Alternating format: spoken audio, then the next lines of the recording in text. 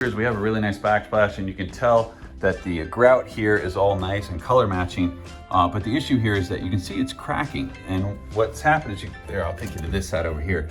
You can see it's just kind of like a little bit of a crack, and then as we go across, it just gets a little bit bigger, and it gets a little bit bigger and gets a little nastier.